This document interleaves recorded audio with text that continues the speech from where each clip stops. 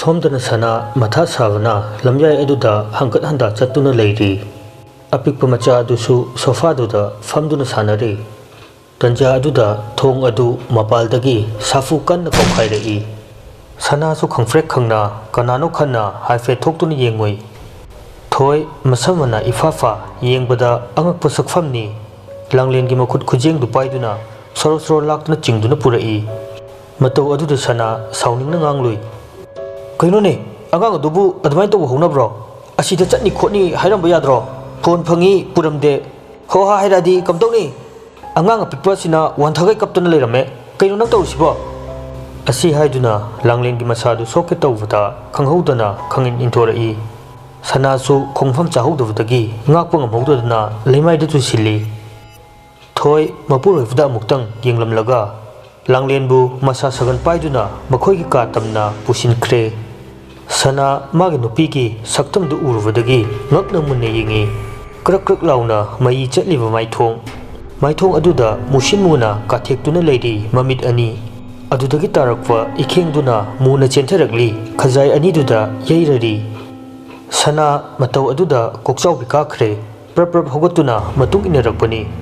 mathaki stair duda kakhatpaga akanwa sahum amana laktana indurai makha aduda longna tasili Sana ngai hakti sor thingduna wana khangi tanja aduda machan kappagi makhol tarai pakhada anaba pumba kabu makhai wana hukatuna mathakta kakhalai mana he kakhalakpaga thong adu hek hangbaga maikhu gumba awaw bakari gumba amana ka adu kupsin khivana kari su uba phangdre adumna leiringai cheirak aduda yamna hainadaba khonjelda isai ngangba horai tariba khonjel adu yamna lapagum phawhalli Adumna nganglingai isai gi tanthada pena lenduna saisak tamduna malang magi shahumga iroina duna chatminarai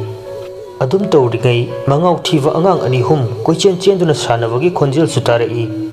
mafam adu koinin ninduna sanagi akoivada nokkebagi khonjel tana pik thankhre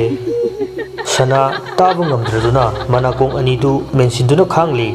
adumna tawrabasu nokkebagi khonjel adudi lepako leitre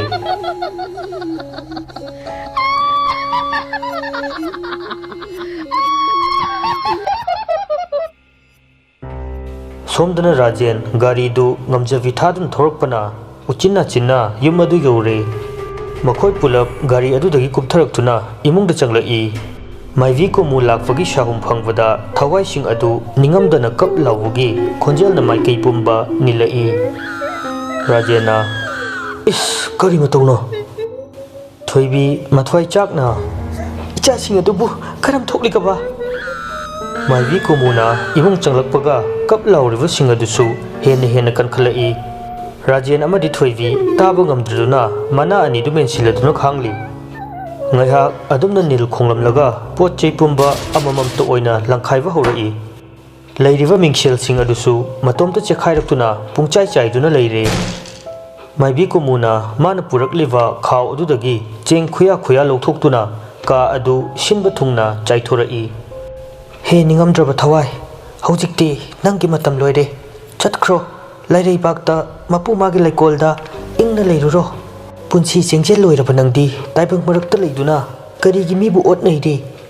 thorao he thawai sing asi haiduna thawai sing adubu laison tinson tawduna kauri adumna sonba aduda ngasai maikhu thanglamba sing adusu phatharakle amana amagi masak sing unarakle Sanasu mapa hoi lakpagi makhol tava aduda makhada kumtharai ngasai makai bab oirudavani sofa da thamlamba angang adu khangning ningsinglai sana mihulgi khongjel hengalai macha adubu karai da laikhri haiduna kachin koya changduna yengi magi matau aduda mama mapadu karino haina hanglai thoivina karino achauba nangna tawriduba sanana iba sidang sai angang thamambane ai bab oirudre ha karino hairisibo ima maibi karino tawriba matau asibo kumuna wagano karisu tawroi ai leiribasidi asi haiduna mafam chaba ama yengduna mana purakpa laigi potlamsing adu thamlammi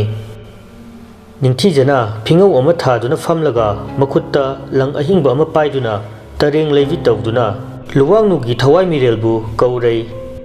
adumna tawwa aduda luwangnugi thawai mirel changliwa thoigi hakchang adu leiva yaraktre khudak aduda tholaktuna kumugi mawangmaktada yatarare mamaugi sakfam phivam adu ubada thoividi kivna lore mamit aduna yengjaba phawbu ngamdre kumuna amuk makhatarei hairo nangi aningba haujikti nangi batam loire nahan phamda hankhro taibang lakta nauna khongdaduna miyoiba lakta tiluro mibu kihan khanghanba lepo madu haibada luwangnugi thawai adu asawugi sakfam ulai thoigi masadagi chongthoroktuna khangna noktuna paithokre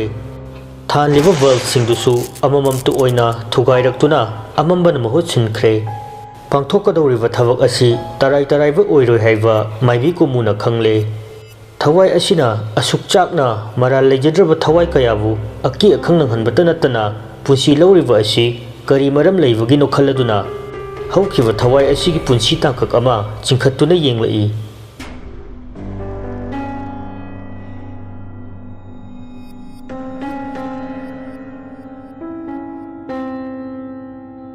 kanhai amadi manbi leitre haiba pau taraba matungda macha mamongna lova laktuna mathau mangam pangthoknaba pukhiwaga pauna amadi tompo yum aduda yengba laklammi paunana ngasi iwani gi aroiba numit oidana ko tompokna langnu tumileyu adu thoktanaba laigi lik puruklisini hoine madugi mangi haiba maibu koktangdusu seldi fajana khappi he madu ko adubudi moisu business makhala mani kaino aikoi gi haibu thawai hingaga lore yumsidabu fangadi aidi atai ma laude he o nang wata sidi yumse fangadi nangi se waminarakpa honna minarakpa aigadi kauda tarine hera hekte yabro dubo aina nungai vai se nangi su saruk yaudoi ni kaino hoine hojingna chin fajaraga hayeng matamdu daga nasak khangde chatlo kain tawrawa siminnagadabani he hera nang wakhal sida aise pukchel yam pikpa tawbimal khangdaba wa khangdaba oina uriraba kana khangni unsana khuppa miyoibani swaida aibu khawriga melaga hondombasu kana khangba onthokpade nungai khidre nangsima anidu ngangna dana lakpana luwangnu hoigi konthongma pa yaure mayumdagi thorakpadadi nungsana sega kai khai sabani adubu mafam adu yobada amuba nongpuba leichil mapaina kupsinkhre misi mina toina thorakpaga mi sing adu mapal ipal thokpa kinavana kanasu chattawagi lambi adu itak takle asumna nong tagadawbugi mami urakpa aduda ani adu mayumda hansi karai hallo sikaram tawdana leire paunana nong sisuwa matang ichachade tompokna kanade moi mayum sida changaga leirasi us itaw aibu mihun thaun isu sudemi sifau kina laklingai sida yum changsi haijile ne natradi karai da thuptorige akhak arau marak sida ukhada leiraga tangkhai taraga siminasi haibro us itaw nuai khidrehe nang simako karai di wano pangangda ngangakani asi anagi wa ngakta ngasina aroibu oyoira kaino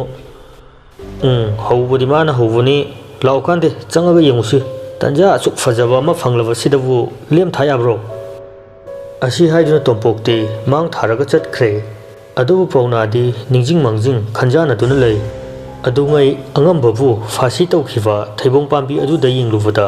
thengnakhiwa adu khangning singlai afing afai oina thaibong pambi adu da yengluba matamdadi masa pumba maina chingbagum sok chatkhre mamai mamit pumba pathapum thavagi fibam ta davaga kadrak laurava khongsa amadi khutsa sing adu jara sangdorpagum paunagi mamitna urare amuksu fibam ta drava maithong aduda nokhi yinglai matau aduda pauna kivana tompokta chongkhatkhre tompoksu paunana adumna torokpa aduda ngakpu ngamhodraduna leinang marak aduda animak tusinminare tompokna sauna kari nu ngawbro nangbo kayo nang toido paunana as nang khangdabaine tu asida thoi an khibodo nahawai aina haibodo amuk leirame kari nu haisibo ꯑꯁꯤ ꯍꯥꯏꯗꯨꯅ ꯊꯩꯕꯣꯡ ꯄꯥꯝꯕꯤ ꯑꯗꯨꯗ ꯌꯦꯡꯉꯤ ꯀꯔꯤꯁꯨ ꯂꯩꯕ ꯎꯗꯕ ꯑꯗꯨꯗ ꯁꯥꯎꯅꯤꯡꯅ ꯍꯦꯔꯥ ꯑꯣꯟꯊꯣꯛ ꯅꯨꯡꯉꯥꯏꯈꯤꯗ꯭ꯔꯦꯗ ꯀꯩꯅꯣ ꯑꯩ ꯃꯤꯠꯁꯤꯕꯣ ꯍꯧꯖꯤꯛꯇ ꯎꯈꯤꯕꯅꯤꯗ ꯌꯥꯔꯦ ꯅꯪ ꯑꯗꯨꯝ ꯂꯩꯈꯣꯝ ꯃꯔꯛꯁꯤꯗ ꯂꯩꯍꯧꯔꯣ ꯑꯁꯤ ꯍꯥꯏꯗꯨꯅ ꯇꯣꯝꯄꯣꯛꯇꯨ ꯁꯥꯎꯅ ꯏꯃꯨꯡ ꯇꯝꯅ ꯆꯪꯈ꯭ꯔꯦ ꯄꯥꯎꯅꯥꯁꯨ ꯇꯨꯡ ꯍꯟꯅ ꯌꯦꯡꯗꯨꯅ ꯏꯃꯨꯡꯗ ꯆꯪꯂꯛꯏ ꯇꯣꯝꯄꯣꯛ ꯀꯥꯁꯤꯡ ꯑꯗꯨꯗ ꯆꯪꯗꯨꯅ ꯀꯔꯥꯏꯗ ꯀꯩ ꯍꯥꯏꯅ ꯀꯨꯞꯅ ꯌꯦꯡꯉꯤ ꯄꯥꯎꯅꯥꯅ ꯃꯁꯥꯗꯨ ꯊꯛ ꯊꯛ ꯅꯤꯛꯄ ꯃꯈꯩ ꯇꯣꯝꯄꯣꯛꯀꯤ ꯃꯇꯨꯡ ꯀꯣꯏꯟ ꯏꯟꯅꯔꯤ ꯃꯥꯒꯤ ꯃꯇꯧ ꯑꯗꯨꯗ ꯇꯣꯝꯄꯣꯛ ꯁꯥꯎꯅꯤꯡꯅ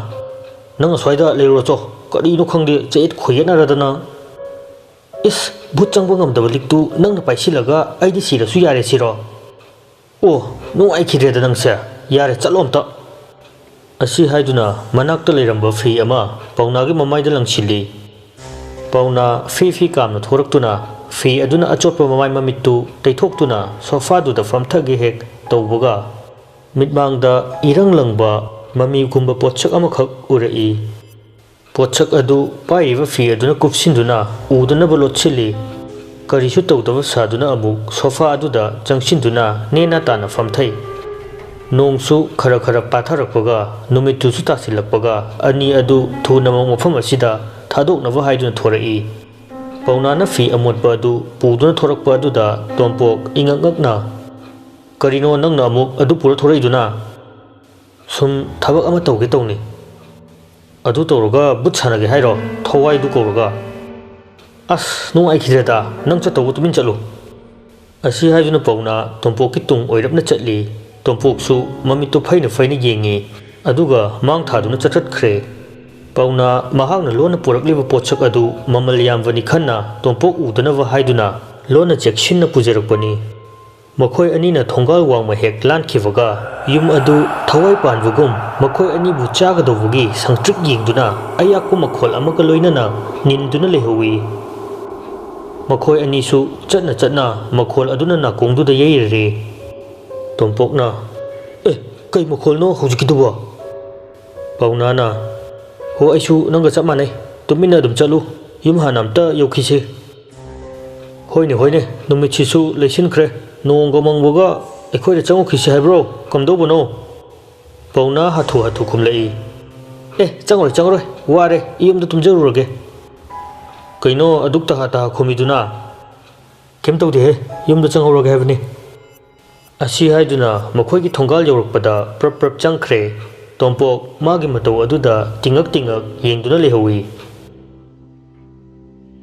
ꯄꯥꯎꯅꯥꯗꯨ ꯅꯥꯛ ꯑꯣꯏ ꯌꯦꯠꯇ ꯀꯅꯥ ꯂꯩꯔꯤ ꯀꯝꯗꯧꯔꯤ ꯍꯟꯅ ꯌꯦꯡꯗꯅ ꯃꯥꯒꯤ ꯀꯥ ꯇꯝꯅ ꯆꯨꯝꯗ꯭ꯔꯤꯡ ꯆꯪꯈ꯭ꯔꯦ ꯀꯥꯒꯤ ꯊꯣꯡꯗꯨ ꯂꯣꯟꯁꯤꯜꯂꯒ ꯉꯁꯥꯏ ꯃꯥꯅ ꯄꯨꯔꯛꯄ ꯃꯌꯨꯝ ꯑꯗꯨ ꯍꯥꯡꯗꯣꯛꯇꯨꯅ ꯌꯦꯡꯉꯤ ꯉꯁꯥꯏ ꯂꯪꯇ꯭ꯔꯤꯛ ꯂꯪꯅ ꯃꯅꯤꯒꯨꯝ ꯃꯉꯥꯜ ꯅꯥꯏꯈꯤꯕ ꯑꯗꯨ ꯃꯨꯁꯨꯛ ꯃꯨꯕ ꯇꯔꯥꯎꯕ ꯃꯤꯑꯣꯏꯕꯒꯤ ꯃꯃꯤꯠ ꯑꯅꯤꯈꯛ ꯑꯣꯏꯗꯨꯅ ꯂꯩꯔꯝꯃꯤ ꯃꯇꯧ ꯑꯗꯨꯗ ꯄꯥꯎꯅꯥ ꯈꯪꯄ꯭ꯔꯦꯛ ꯈꯪꯅ ꯐꯤ ꯃꯌꯨꯝ ꯑꯗꯨ ꯂꯥꯛꯇꯅ ꯂꯪꯊꯣꯛꯂꯨꯏ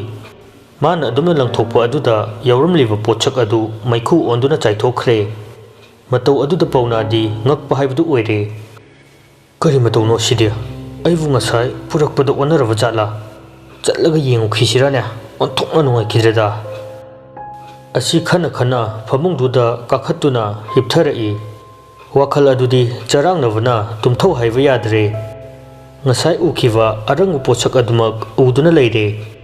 ꯎꯏꯔꯨꯝ ꯁꯨꯝ ꯇꯨꯝꯊꯔꯛꯄꯒ ꯉꯁꯥꯏꯒꯤ ꯃꯃꯤꯠ ꯑꯅꯤ ꯑꯗꯨ ꯄꯥꯎꯅꯥꯒꯤ ꯃꯃꯤꯠꯇ ꯎꯔꯛꯏ ꯃꯗꯨ ꯎꯔꯨꯕꯗ ꯑꯃꯨꯛ ꯈꯪꯄ꯭ꯔꯦꯛ ꯈꯪꯅ ꯐꯨꯛ ꯍꯧꯒꯠꯂꯤ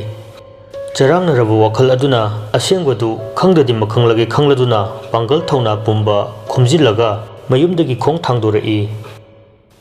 ꯃꯥꯅ ꯃꯌꯨꯝꯗꯒꯤ ꯊꯣꯛꯂꯛꯄꯗ ꯍꯧꯔꯤꯕ ꯎꯄꯥꯜ ꯋꯥꯄꯥꯜ ꯄꯨꯝꯕ ꯍꯥꯏ ꯍꯨꯝꯕꯒꯤ ꯃꯈꯣꯜ ꯅꯠꯇꯅ ꯀꯔꯤꯁꯨ ꯇꯥꯗꯦ ꯂꯤꯔꯤ ꯁꯤꯠꯂꯤꯕ ꯃꯥꯂꯪꯕ ꯃꯥꯒꯤ ꯁꯥꯍꯨꯝꯅ ꯍꯛꯆꯥꯡꯗ ꯌꯩꯕꯗ ꯏꯍꯩ ꯍꯩꯅꯤꯡꯗꯕ ꯐꯥꯎꯕꯒꯨꯝ ꯇꯧꯔꯛꯏ ꯑꯁꯨꯝ ꯈꯣꯡꯊꯥꯡ ꯀꯥꯏꯗꯅ ꯂꯥꯛꯄꯅ ꯃꯈꯣꯏꯒꯤ ꯊꯣꯡꯒꯥꯜꯒꯤ ꯋꯥꯡꯃ ꯂꯥꯟꯈ꯭ꯔꯦ ꯃꯥꯅ ꯆꯠꯂꯤꯕ ꯂꯝꯕꯤ ꯑꯗꯨ ꯃꯈꯣꯏꯒꯤ ꯂꯩꯀꯥꯏꯒꯤ ꯂꯩꯔꯛ ꯑꯗꯨꯒ ꯏꯃꯥꯟ ꯃꯥꯟꯅꯗꯕ ꯇꯣꯉꯥꯟꯕ ꯃꯐꯝ ꯑꯃꯒꯨꯝ ꯑꯣꯏꯅ ꯇꯧꯏ ꯑꯗꯨꯕꯨ ꯂꯨꯋꯥꯡꯅꯨꯒꯤ ꯃꯌꯨꯝ ꯇꯝꯅ ꯂꯥꯛꯂꯤꯕ ꯈꯣꯡꯊꯥꯡ ꯑꯗꯨ ꯂꯦꯞꯄ ꯅꯠꯇꯦ ꯅꯥꯛ ꯌꯦꯠꯇ ꯍꯧꯔꯤꯕ ꯃꯅꯥ ꯄꯨꯡꯂꯕ ꯅꯥꯄꯤꯁꯤꯡ ꯑꯗꯨꯅ ꯏꯋꯥꯡ ꯋꯥꯡꯅ ꯂꯦꯡ ꯆꯠꯇꯨꯅ ꯃꯥꯂꯪꯕ ꯃꯥꯅ ꯌꯩꯕꯗ ꯍꯥꯏꯅ ꯍꯨꯝꯂꯤ ꯑꯃꯨꯛꯁꯨ ꯍꯧꯔꯤꯕ ꯅꯥꯄꯤꯁꯤꯡ ꯑꯗꯨꯅ ꯑꯃꯒ ꯆꯤꯔꯣꯜ ꯇꯧꯅꯕꯒꯨꯝ ꯃꯈꯣꯜ ꯊꯣꯛꯅ ꯂꯦꯡ ꯆꯠꯄꯒꯤ ꯃꯈꯣꯜꯁꯨ ꯊꯣꯛꯂꯤ asum leptana lakpana luwang nuhoigi mayum yogadawa khajikta ngairaba matamni matam aduda karomdagi lakpano khangda leichil oi maikhu oi tawwa amana chatliwa lambi adu kupsilai laptakna luwang nugi mayum leiribadu ure adubu uriba mayum adu ngasidi hanaga manadre iman mantharava isi sitharava thawai yaudraba amagum manjunana leirami yengbada akibagi masakni adubu pawnadi mafamduda akiba haibadu masada yaudraba gumbani uriba yum aduna pawnavu lao haina harau harau koksinbagum masada fauhalli thongal adu lansilakpaga yum manung adudagi pena saisak tambagi makhol tarai pawna magi wakhal loksing pumba pungsum sumkhre khangningba langtaknabana masa adu thumhatkre khonglei thuna laktuna yum aduda changlai thongjin aduda hek lepluba matamda matomta thong adu hangdurai pawna su manungda changlaktuna pena saisak tamliba adugi maikai tamna ngahau ngahau chatli phingau shetpa koyet yetpa nupa amana leimaida khongrai chanduna nena tana famduna pena leliva adu ure nakandana mayek naivi shetpi samlangna ningdu yairivi maithongbu khumlivi nupi aduna jagoi sathek tamli madu uruvada pawnadi haukhiva tangkak pumba kaukre uriva adugi wakhal choithokta mabukning changna mitfam hongda yengduna leiri leiriva ka adusu matik chawa mangal phangba natte lantern thaumai amakhak tarak tarak thaliva adu nattana ngasai mana lakpada uful oi kaiwai thanghauba adusu haujiksu ka asida thangduna leiri mana adumna leiringai angang macha amakhakna makhutta manigumba arangba potchak ama paiduna sanari pawna madu uruvada wakhal khanglaklai mafam asida maha karigidamak lakhibano haiba khanglai achengba tanja yengduna angang asigi makhuttagi mani asi mullage haiduna wakhal chapyungna lepkhre asumna nupa aduna pena saisak tamliba aduda pukning luplingai nupi aduna jagoi sathek tamlingai angang adugi makhuttagi mani adu taplauna munkhre matam khajikta manghanda mani adu makhutta chejet paisinduna mafam adudagi khonglei thuna chenthorai mana adumna angang adugi makhuttagi mani adu munkhiwa aduda angang adu khonjen hauna kablai angang aduna adumna kablakpa adudagi leiramliwa nupa nupi ani dusu mamai khanglei leithorai angang aduga loinana malang magi sahumda paiduna chenkhriwa pawnabu tanarai angang aduna kaplauriwa adusu lepnate angang adugi mikap aduna pawna mana anidu chekhaire adubu ngamjabi pangal thona fudoktuna mayum tabu yorabadi khanduna chelai asum lakpada ngasai mana mayumdagi thorakpada urakpa lamhangoi kaioi tawba lambi adu nagyetta horiba upal wapal sing napi sing adu saroi ngaroi oina urare mana migi mapor huduna purakpa adu mabu fagadobagi ngairibani haina masa matomta khalai malang magi sahumna yeivada makhol thokna hai humliwa adu saroi ngaroi sing aduna mabu hatkadobagi chongchilakpagu masada faurare leiramliwa thengnaramliwa pumba mayoknarage matagum mayum tabu yorabadi khanna hanna yengda mapagal fudoktuna chelai asum lakpana uchinna chinna mayumgi thongal yorai mana mayum yorokpa matam aduda ngakpana kham thengle sumangi khangemfam aduda masagi hakchang adu yataduna leirami mana ngasai ahanba hurakhiwa manini khankhiwa miyoibagi mamit ani aduna yumgi saijinda mani oina nganthoiduna leirami matau aduda pawna ngakpana lore hojik khurakliba mani adu khuwak nungda thadoktuna yenglubadadi miyoibagi mamit ani oiduna leiramle somduna mapot hukibagi charangnarava thawaising adu kap lauduna lakpana pawna hoigi mayum yorare makhoi lakpagi makhol tabada pawna mayumda chensingi khotnai adubu churi tafam adudagi henba ngamdre imungi ningthau oiriba lainingthau mana mangak sampaiduna inthokpagum changjafam leitre tanjaduda charangnarava thawaising aduna pawnagi matau uvada khakna nokli makhoigi minoksing aduna malem pumba nilare taba ngamdraduna nakong anidu mensili aduga malem leimai aduda khuru khuda kunduna khangi ngaihak adumna tawramlaga tumina leikhiwa aduda chatkhrawoi ningduna mangak non khattuna yenglubada khangprek khangduna handoktuna tai ꯂꯩꯔꯝꯂꯤꯕ ꯅꯨꯄꯥ ꯅꯨꯄꯤ ꯑꯃꯗꯤ ꯑꯉꯥꯡ ꯑꯗꯨ ꯃꯃꯤꯠ ꯑꯃꯠꯇ ꯌꯥꯎꯗ꯭ꯔꯦ ꯃꯨꯁꯨꯛ ꯃꯨꯅ ꯐꯤꯕꯝ ꯊꯤꯅ ꯂꯩꯔꯤ ꯄꯥꯎꯅꯥꯁꯨ ꯀꯤꯅ ꯀꯤꯅ ꯃꯈꯣꯏꯕꯨ ꯌꯦꯡꯗꯨꯅ ꯂꯩ ꯉꯥꯏꯍꯥꯛ ꯑꯗꯨꯝꯅ ꯇꯧꯔꯝꯂꯒ ꯉꯁꯥꯏ ꯃꯥꯅ ꯈꯨꯔꯛꯄ ꯃꯅꯤꯁꯤꯡ ꯑꯗꯨ ꯂꯩꯔꯤꯕ ꯑꯍꯨꯝꯗꯨꯒꯤ ꯃꯃꯤꯠꯇ ꯃꯇꯣꯝꯇ ꯄꯥꯏꯁꯤꯜꯂꯛꯇꯨꯅ ꯄꯥꯟꯈ꯭ꯔꯦ ꯄꯥꯎꯅꯥꯗꯤ ꯀꯤꯕꯅ ꯋꯥ ꯉꯥꯡꯕ ꯐꯥꯎꯕ ꯊꯣꯛꯇ꯭ꯔꯦ ꯃꯈꯨꯠ ꯂꯣꯟꯅꯗꯨꯅ ꯃꯊ꯭ꯋꯥꯏꯕꯨ ꯀꯟꯕꯤꯌꯨ ꯍꯥꯏꯗꯨꯅ ꯍꯥꯏꯖꯔꯤ ꯑꯗꯨꯕꯨ ꯃꯥꯒꯤ ꯃꯇꯧ ꯑꯗꯨ ꯎꯕꯗ ꯊꯋꯥꯏꯁꯤꯡ ꯑꯗꯨ ꯈꯥꯛꯅ ꯈꯥꯛꯅ ꯅꯣꯛꯇꯨꯅ ꯃꯐꯝ ꯑꯗꯨꯗꯒꯤ ꯃꯥꯡꯈ꯭ꯔꯦ ꯁꯣꯝꯗꯅ ꯇꯣꯝꯄꯣꯛ ꯄꯥꯎꯅꯥ ꯂꯩꯇ꯭ꯔꯦ ꯍꯥꯏꯕ ꯄꯥꯎ ꯇꯥꯕꯗ ꯃꯁꯥꯗꯨ ꯂꯩꯇꯥꯗ꯭ꯔꯦ ꯉꯔꯥꯡꯇ ꯊꯦꯡꯅꯔꯝꯂꯒ ꯑꯍꯤꯡꯗ ꯃꯪꯂꯥꯛꯅꯗꯨꯅ ꯂꯩꯇ꯭ꯔꯦ ꯍꯥꯏꯕ ꯄꯥꯎ ꯇꯥꯕꯗ ꯇꯣꯝꯄꯣꯛ ꯂꯩꯐꯝ ꯈꯪꯗ꯭ꯔꯦ